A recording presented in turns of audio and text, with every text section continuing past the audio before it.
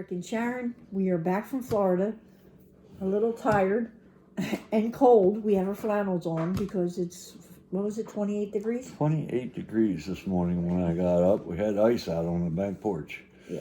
So I miss Florida already, but I want to work and get 2 videos edited.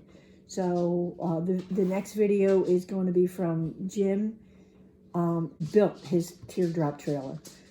Christy's doing most of the talking during the interview because you know how guys are when they're talking about their toys and stuff.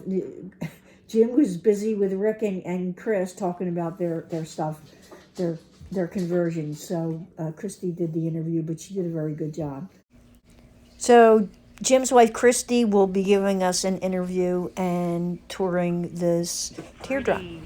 Now he made all this. Yep, he did. Is that a refrigerator down there? It is. So we put it on a little refrigerator or freezer, never both at the same time. Right. But refrigerator, so we cut that. All hooked up to the solar panel. Stereo system. Gotta have a stereo system. All the electricity's there. That's nice. Keep all our appliances in here. Keep all our kind of our food in the little kitchen bag. Right. Now, I don't know what the regular teardrops look like, so I don't think they're this much in the back, or is it? I've seen a little of both. The stabilizers are a must. We used to not have them on there, and it was a little wobbly at night. Okay. But the stabilizers made all the difference in the world. Now we don't move at all. Okay, yeah. And then I love it. the little, you can just stick your head right in there, and So cabinets. you just climb in and sleep, and you have the TV. You can watch TV or mirror it off your phone. Wow.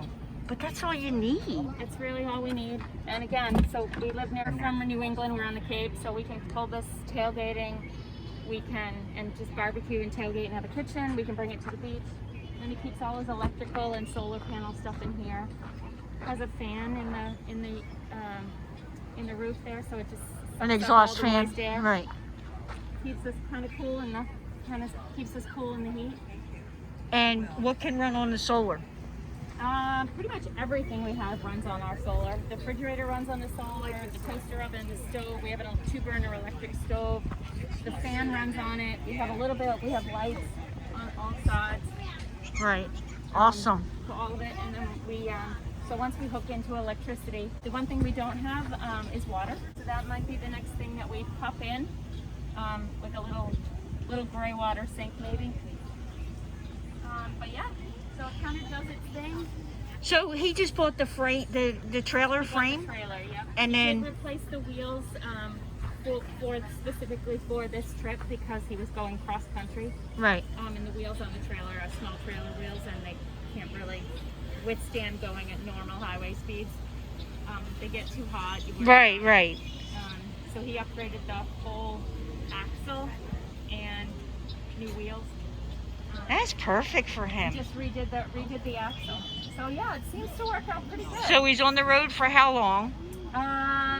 Till May 1st. Wow. And So then he left about a week ago, and he's gone until May 1st. so where's he heading after this? We actually have a 5th wheel, 8-foot 5th wheel, and we keep it out in the Berkshires, in Massachusetts, New York border. And so it opens on May 1st. So his goal is to get there on May 1st. Park this next to the big 38-foot 5th wheel. Yeah. And we can do whatever from there. This Take our must be time. so weird to tow this after the 5th wheel. Yes. Things that are a little bit different. Like I said, you can't stand up in there. Yeah. Obviously, the 5th wheel we can. But in some ways it's more convenient because it's so little you can take You it can places. put it anywhere, and I don't know if you saw us when we pulled in, but usually he unhooks it anywhere he wants, and he can pick it up from the front and just move it around. Really? No, So you don't we have to weren't park here. it. Yeah, So we you don't missed have to that. park it. You can just turn it.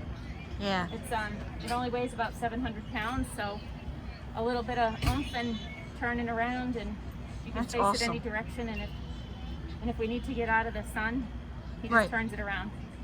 Oh, yeah. That's a good idea. We forgot to put our canopy up. Oh, yeah. Well, since So we're this leaving... works perfect for us, and believe it, and when I'm cooking at night or if it's Oh, yeah. raining. Of course, we have the screens and everything, but if it's raining or whatever, I can still cook and not be in the rain. Yeah. Oh, yeah, that's perfect. And these are all latched in, so we just need to undo the latches and the whole thing drops down. But he custom built all the cabinets, the countertop, pretty much everything. Wow. The drawer, he had to do his own, had to make his own drawer. That's amazing. Just trying to fit everything in. Yeah. Fit everything in. So yeah, it's a fun little thing to do. Oh, yeah. And I'm sure you saved the bundle because these are not, No, well, I mean, they're we've- cheap compared to some of the other campers, Yeah, but we've seen them all kinds of different prices, and yeah, I think that I honestly think all in is probably not more than 5,000-6,000. yeah, all and in. because they go for about 16, I think. Yeah, we've seen them anywhere from like 14 to 25, I think. Wow. You know, and you can pull this with a car, right? You can, depending on the tow capacity of the car. Like you could Okay. pull it with a Subaru, probably. Right. We used to have a 2020 Sonata, Hyundai Sonata. Can't pull it with that. Right.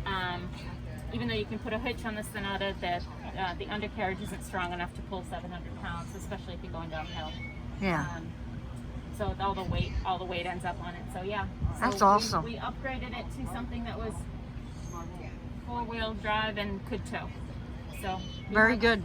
So Well, thank you for the tour. this is our little life. We camped at Big Pine Key Fishing Lodge in Florida. And I believe Rick and I were out at the pool. And we came back from the pool and saw this beautiful teardrop across from us. And I immediately went over and was able to talk to this lovely couple. It was Jim and Christy. And they agreed to do an interview and give us a tour. So a couple things. So Jim had driven this down from Massachusetts. He's on the road for a couple months. And Christy had flown down to meet up with him. So in talking to Jim and Christy, I was shocked to realize this teardrop is 10 years old. I thought it was brand new. I had no idea it was 10 years old. The other fascinating thing was Rick and I just sat in our campsite and just watched heads turning every time they walked by this teardrop. And so many people wanted to come up to him and talk to him about it. And it's just a real eye catcher.